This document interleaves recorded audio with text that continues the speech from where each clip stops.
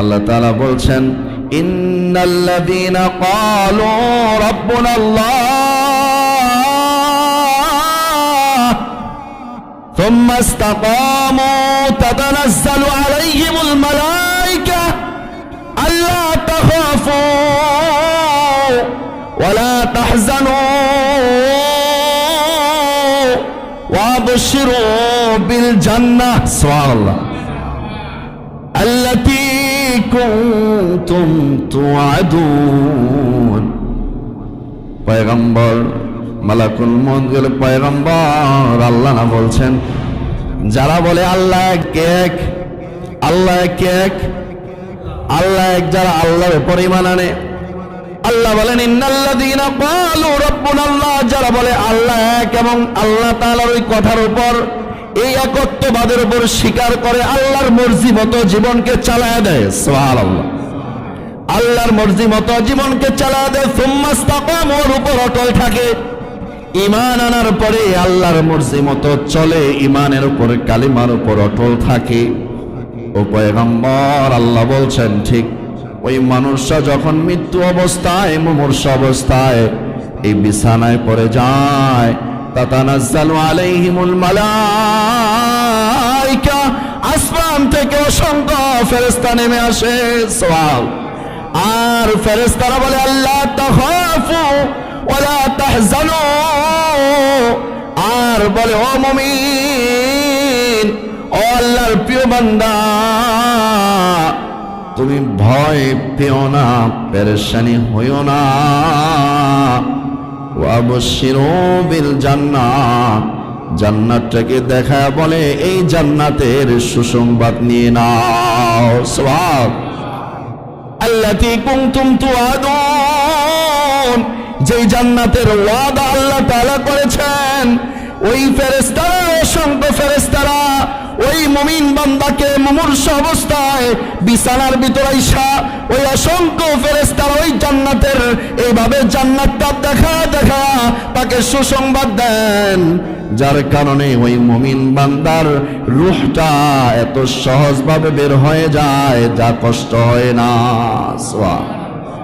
আল্লাহর নবী কে বলেন, নবী আপনি পেরেশানি করিয়েন না, আপনার এই যে আনসারী সাহাবী, ও তো আল্লাহর উপর ঈমান আইনা আল্লাহ তাআলার উপর ইস্তেকামাত নিজের জীবনকে পরিচালনা করেছে, ও নবী আপনি পেরেশানি করিয়েন না, এর কাছে অসংখ্য ফেরেশতারা আসছে আর তাকে তালকিন করছে কালেমার, আমি মালাকুল মউত সহজভাবে তার জীবনটাকে নিয়ে চলে যাও, সুবহান। এটা হলো মুমিনদের অবস্থা। নবীকে বলছেন, নবী পেরেশানি করিয়েন না, নবী আপনি টেনশন করিয়েন না, চিন্তা করিয়েন না, এই মুমিন বান্দার অবস্থা মনে হবে যারা দুনিয়ার ভিতর ইস্তেকামত অবস্থায় আল্লাহ বলছে আল্লাহ এক, আমি আল্লাহর উপর ঈমান এনেছি, আল্লাহর মর্জি মতো চলেছি, নিজের জীবনকে পরিচালনা করি নাই, তাহলে ওই মালাকুল মউত আসবে, এসে একেবারে সহজভাবে ওই মুমিনের জীবনটাকে নিয়ে নেবে, সুবহান।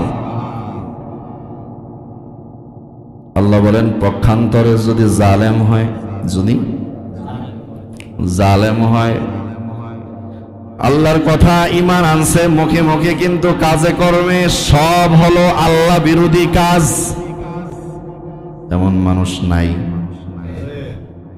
আল্লাহ বলেন, মৃত্যুর সময় তো দেখবা তার অবস্থাটা কেমন হয়। এজন্য আল্লাহ তাআলা সূরা আনামে বলেন, ওয়ালাউ তারা ইযিজ যালিমুনা ফি গামারাতিল মাউত বাসিতু আইদিহিম আখরিজু আনফুসাকুম। আল্লাহ বলেন, নবী আপনি যদি ওই জালেমের অবস্থা আপনি দেখতেন, যে দুনিয়ার ভিতর আমার কথা অনুযায়ী চলে নাই, নিজের খামখেয়ালি মতো চলেছে, আপনি যদি ওই জালেমকে মৃত্যুর বিছানায় দেখতেন, তার অবস্থাটা কেমন।